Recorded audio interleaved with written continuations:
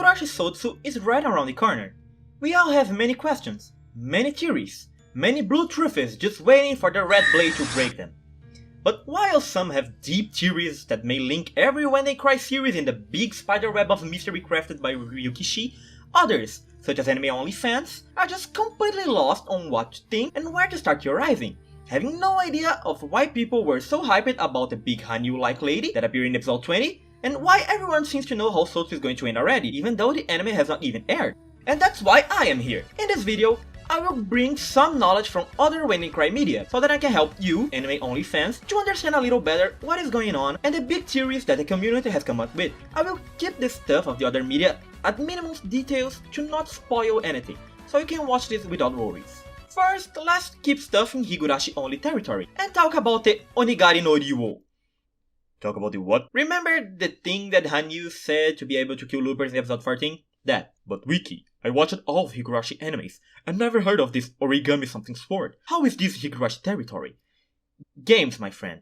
Games. The first time this sword was mentioned was in the Tips of Matsuribayashi arc in the Higurashi visual novel, never being adapted to the Jin anime, later being expanded in the Kotoho Gushi arc, an arc exclusive to the Higurashi console games. In the Tips of Matsuribayashi, it is said that the Onigari was used by Furu the Oka to defeat the demon god, and then sealed in the Oyashiro-sama statue, only being mentioned in the Forbidden Scrolls in the Furude Shrine.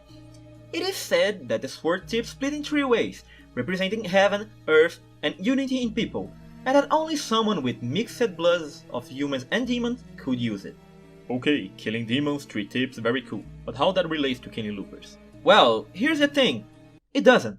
In Kotoho Gushi, it's revealed that the sword was made of a common sword, and the reason for it to have 3 tips is just that Hanyu's species anatomy is different from humans, having 3 vital organs in different places of their bodies that need to be attacked at the same time to kill the target. Wait, why kill Hanyu? That's another topic for another video, but just to give you some background, Hanyu and her people came to live in the Hinamizawa swamp, everyone in the village got the syndrome and went nuts, and Hanyu decided that she needed to die for everyone to go back to normal. Super resumed plot, amazing, right? Back to the sword topic. In theory, it does not have any real special powers, and it is just specially made to kill Hanyu. So after the sword was revealed, the theories went by saying that when Rika kills herself or Satoko with the sword, nothing will happen. Or maybe that the sword will break the effects of Hanyu's and Yuei's power over the girls, that allows them to be loopers, killing the demon's influence on them, as it was said that it could do in Matsuribayashi. There is still a lot of mystery about how the sword may actually work, but this is the general gist of it. Now let's go off the Higurashi area and talk about witches. Bernkastel, Lambdadelta, Featherine. You may have come across one of these names after Gou started. They are the important characters from Umineko.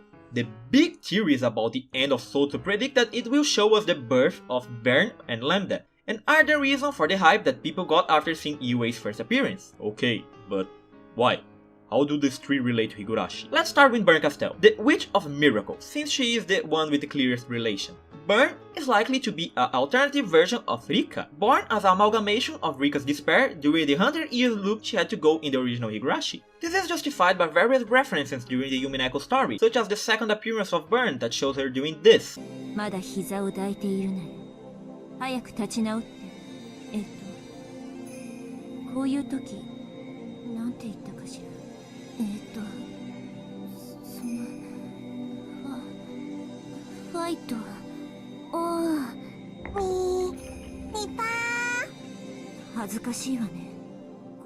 And her origin story, saying how she became a witch after escaping an impossible game clanging despairingly to a miracle. The relation is further clarified by the existence of Frederica Bernkastel, a pseudonym that Rika created for her cruel side in the Saikoroshi arc, after realizing how desensitized she had become as a result of her journey through the fragments.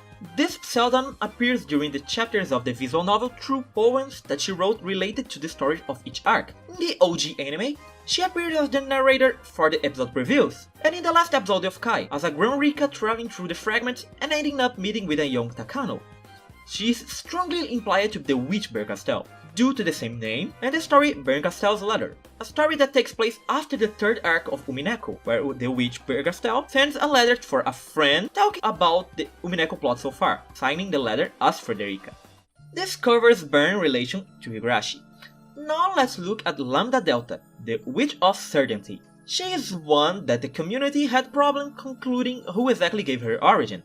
Her appearance is both similar to Satoko and young Takano. She, like Bern, make references to Satoko during the Umineko story, but the first mention of her name in Umineko is saying how she was defeated by Bern in her own game, being implied that the said game is the Higurashi story, which we know that ended with Rika's beating Takano. No one was certain of which one of these two she was, or if she even was one of them, but Higurashi Gou destroyed all the doubts that existed about this. The one strong point about Lambdadelta's personality is her obsession about Bernkastel. She will follow Bern wherever she goes.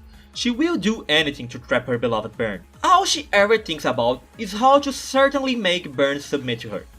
Kinda makes you remember someone else, right?